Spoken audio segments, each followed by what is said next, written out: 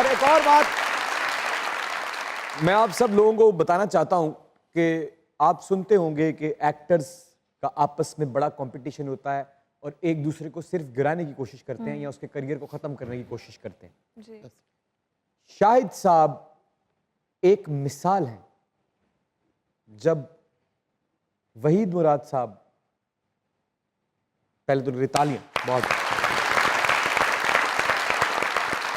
चॉकलेटी hero of Pakistan, उनकी वफात से पहले जो आखिरी मौका और आखिरी फिल्म थी वो उसी वक्त के एक हीरो ने अपने पैसों से शुरू करवाई थी कि वो पूरी करें। वो फिल्म पूरी नहीं हो सकी। शाहिद साहब के लिए जोरदार तालियां। ये एक मिसाली बात है सर। फिल्म भी इतनी ट्रेजेडी नाम था उसका, मुकद्दर।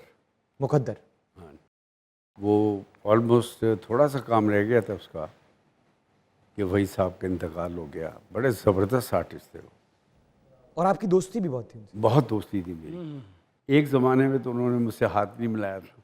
अच्छा। नया नया मेरी फिल्म बन रही थी तहजीब, तो ये सारे हीरोज़ खड़े हुए थे, मोहम्मद अली साहब, नदीम साहब, हसन तारिक साहब खड़े हुए थे, तो वहीद मुराद साहब भी खड़े हुए थे। सब ने मेरे से हाथ मिलाया, तो उन्होंने मेरे से हाथ नहीं मिलाया, थोड़ा मुझे इग्नोर किया ना, तो वो मेरे दिल में बात थी कि इन्होंने ऐसा क्यों किया मेरे साथ। लेकिन बाद में जब हमने फिल्म की तारिक साहब की दीदार, उसमें फिर बहुत मज़ा आया, फिर दोस्ती हो गई। फिर वहाँ से उनकी मेरी बहुत दोस्ती। तो सर फिल्म, ये जो उनकी लास्ट फिल्म थी वो करने का फैसला कैसे किया आपने? वैसे हुआ कि मैं स्टूडियो में आ रहा था, तो वो एवेन्यू में खड़े हुए थे, अकेले खड़े हुए थे, तो मैं उनके पास गया जाकर। यानी कि लोगों ने उनको बिल्कुल छोड़ दिया था? एब्सोल्युटली, लोग दूर हो गए थे, बहुत दूर हो गए। वो स्टारडम जो कुछ था वो सब बिल्कुल जा चुका था। जी, तकरीबन जा चुका। ओए होए। तो वो अकेले खड़े हुए थे, तो मुझे बड़ी, I was very very sad. मैंने कहा ये अकेले क्यों खड़े हुए? तो मैं उनके पास गया, तो मैंने कहा भाई साहब खैरियत है? तो उन्होंने एक लफ्ज़ ऐसा बोला कि जो मेरे दिल पे आज तक लिखा हुआ है। उन्होंने कहा कि शायद मेरा क्या बनेगा। मैंने कहा सर ना करें ऐसी बात प्लीज़। ये गले लगा लिया आपने? मैंने उनको गले लगा दिया। फिर मैंने उनसे कहा कि फिल्म शुरू कर देते। हाय हाय। तो उसी वक्त फिर मैंने अपने मैनेजर को बुलाया, तो मेरे जेब में चेक पड़ा हुआ था, एक प्रोड्यूसर उसी वक्त दे के गए थे। मैंने उनको कहा ये, तो ही वॉज वेरी ऑनेस्ट।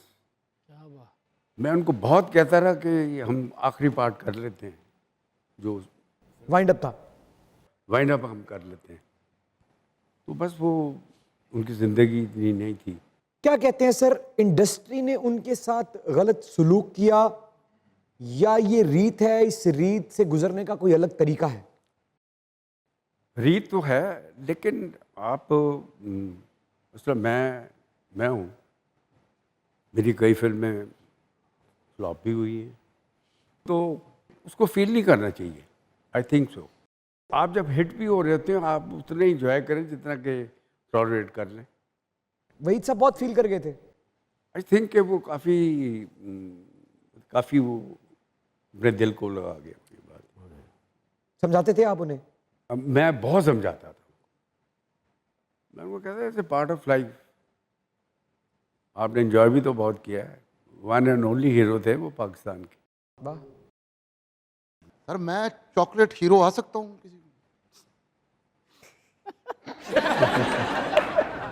आप जवाब दें तो ज़्यादा बेहतर है। सर आप दे, आप दे। नहीं सर, मैं आपके जवाब का मुंतज़िर हूँ सर।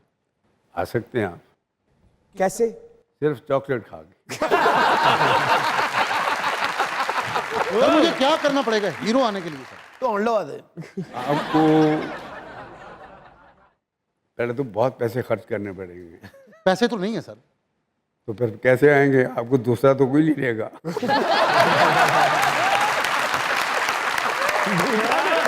वाह वाह वाह वाह। प्लीज़ माइंड ना कीजिएगा, मैं कर लेना। लेकिन मैं हकीकत बात कर रहा हूँ कि आप ऐसा कभी सोचें ना, कुछ और काम के लिए सोचें। आप जो कर रहे हैं you are doing outstandingly. Sir मुझे कुछ भी नहीं आता इसके अलावा सर। मैं इसी में अपना नाम पैदा करना चाहता तो हूँ। आपका नाम तो बहुत है माशाल्लाह, अल्लाह और करेगा। नहीं सर, वो कह रहे हैं एज ए हीरो, चॉकलेटी हीरो। मैंने आपसे माफी मांग ली है।